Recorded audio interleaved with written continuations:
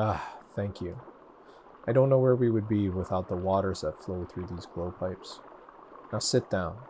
I want to tell you about a time before all of us. A time when our people lived above ground.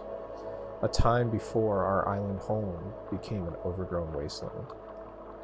You see, King Paul the Unifier brought our people, the people of Ataegina, under one rule, and he established these great underground holds in the mountains known as his Crown of War.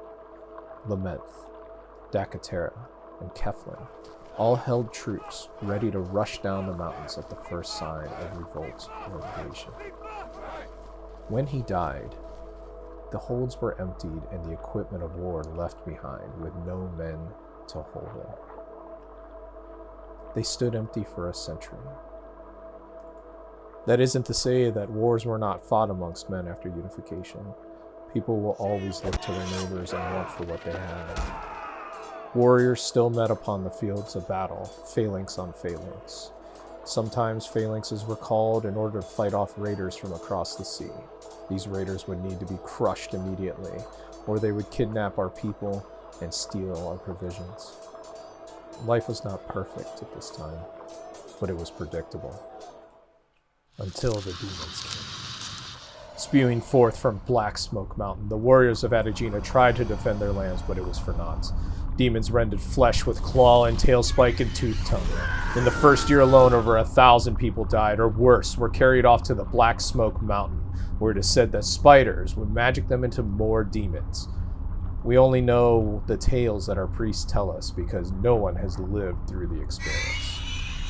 In the second year, the elders say that over 100,000 of our people died, and those that remained fled to the crown in order to save themselves.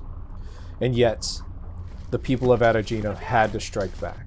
A combined army attempted to move upon Black Smoke Mountain, but it was for naught. Very few returned to tell what they had seen. And so now we sit in our mountain homes, cut off from one another, each hold meant to fend for itself. Our underground holds are lit by these very glow tubes that you see above us. They carry luminescent water about the hold. Without them, we would mostly be in darkness. We barely eke out an existence. Most of us have not seen the sun or the two moons, big sister and little brother, for a very, very long time. Those who do go between the holds are called runners. They bring back correspondence, life-saving medicine, and news of the world above at great cost to themselves. You see, the runner's motto is silence is strength. Every runner from every hold has this very same motto, and yet, most often, when a runner encounters a demon, this strength is not enough.